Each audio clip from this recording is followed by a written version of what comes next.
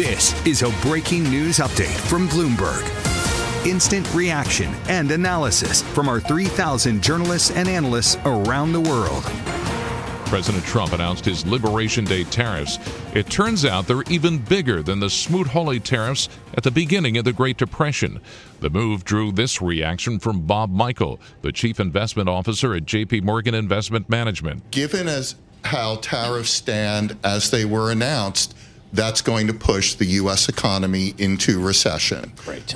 They're dramatic. It's a tax on businesses and households. It's going to cause them to retrench. It's worse than most expectations. I think the caveat is we don't know what the policy response will look like. We still have until April 9th for the majority of the tariffs to be enacted, so there could be a lot of negotiation. Seema Shah, principal global investors, looks at prices and growth.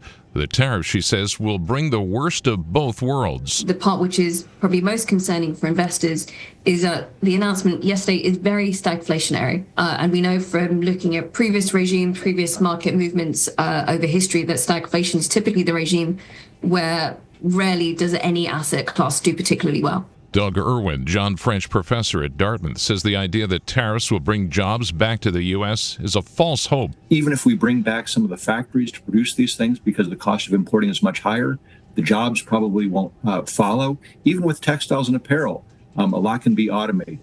And so, when we think about the steel industry, which has always been near and dear to the president's heart, in the 1980s, it took 10 worker hours to produce a ton of steel. Now it takes 1.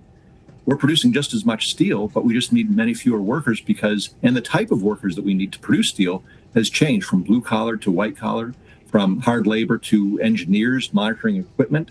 And so the whole nature of the economy has changed. So we're not in the 20th century anymore. We're in the 21st century. And to go back to the 19th century is going to be really hard pull, and that's why the markets are reacting the way they are. And Wall Street legend Ed Yardeni at Yardeni Research, the man who famously coined the term bond vigilante, had this message for the administration. On behalf of the stock market vigilantes, I'd like to say, Mr. President, take down this tariff wall.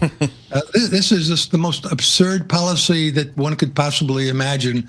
And it's a disaster for the economy. It's a disaster for the stock market. And I think the pushback on the administration from the stock market vigilantes is already quite intense. This is turning out to be not Liberation Day +1. It's turning out to be D-Day on Wall Street.